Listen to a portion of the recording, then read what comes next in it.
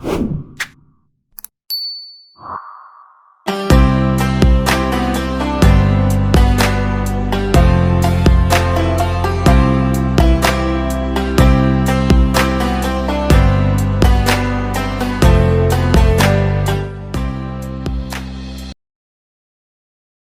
itu vibrasi? Vibrasi itu sebenarnya ikhtiar atau perbuatan yang dilakukan oleh seseorang sehingga menimbulkan gelombang energi.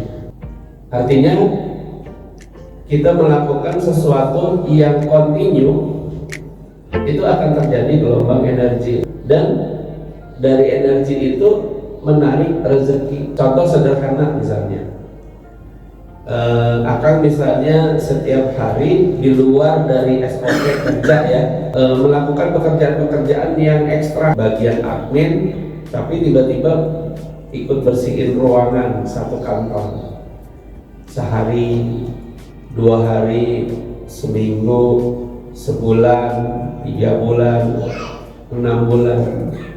Lama-lama pimpinan akan negur nggak? Kamu kok saya lihatin tiap hari ngerjain yang bukan SOP-nya dan bersih. Karena kamu rajin, maka kamu saya kasih bonus, karena selama 6 bulan saya lihat itu nggak berubah dan selalu dikerjakan tanpa pamrih apapun. Nah, dari kebaikan yang dikerjakan itu akhirnya timbulnya mengundang rezeki, bukan? Mengundang rezeki. Karena energi kebaikan yang kita buat tadi itu sampai ke langit, lalu Allah menurunkan orang-orang yang menerima energi itu lalu berfeedback ke kita. Demikian juga dengan keburukan. Baik, kita mulai dengan awal ikhtiar atau usaha yang dilakukan secara kontinu atau terus menerus, maka akan menjadi satu energi yang tergantung dari hati dan pikirannya. Hati dan pikirannya mempengaruhi dia ikhlas atau tidak. Kalau orang-orang yang beriman, beramal soleh, kerja itu sebagai ibadah tadi kan. Nah, kalau orang-orang yang tidak beriman, ya seperti tadi tuh, ya yang kerjaannya menggunakan energinya, vibrasinya adalah keburukan, yang dia dapat itu tidak mengundang dia kepada ketakwaan. Dia akan selalu mengundang hatinya kepada kekecewaan. Baik, lanjut. Bagaimana energi kebaikan itu bekerja? Yang pertama, diawali oleh niat. Kita harus tahu betul nih. Yang kalau masih muda-muda, saya tanya, kalau mau rumah tangga tuh niatnya apa sih? Kan kemana? Kan udah nikah belum? Udah. Waktu sebelum nikah, terus pengen nikah, niatnya supaya apa? Sunnah Rasul ya. Oke. Harus menyempurnakan agamanya kan, gitu kan? Benar kan? Nah, oke. Berarti niat menikah itu ingin menyempurnakan agamanya, benar kan? Nah, kemudian setelah menikah, punya anak, pasti kerja kan? Nah, niat kerja buat apa? Menafkahi kan?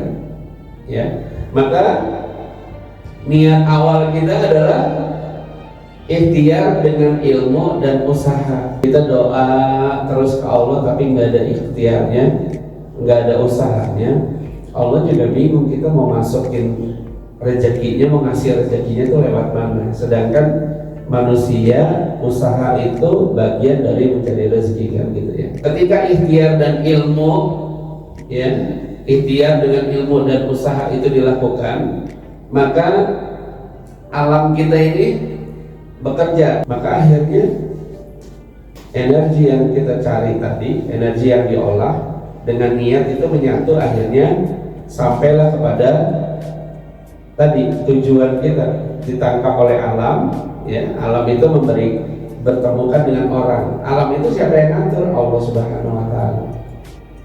Sehingga di dunia ini pertemuan manusia, peristiwa manusia itu tidak ada yang kebetulan karena memang Allah sudah ngaturnya.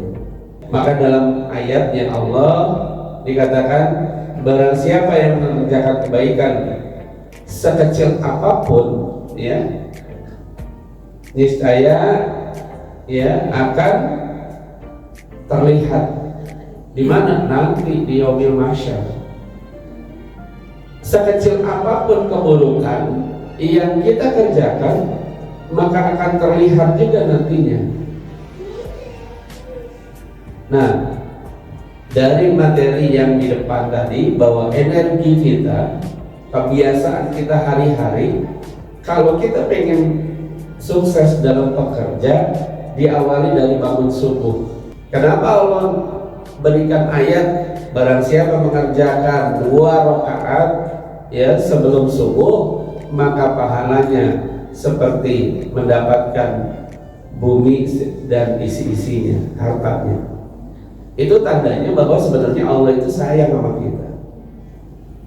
Bahkan sekarang banyak yang udah paham tentang sedekah subuh, yang banyak dilakukan. Kalau dia habis subuh dia sedekah, maka dia mengundang malaikat rahmat, malaikat bala naik lagi ke langit, katanya begitu.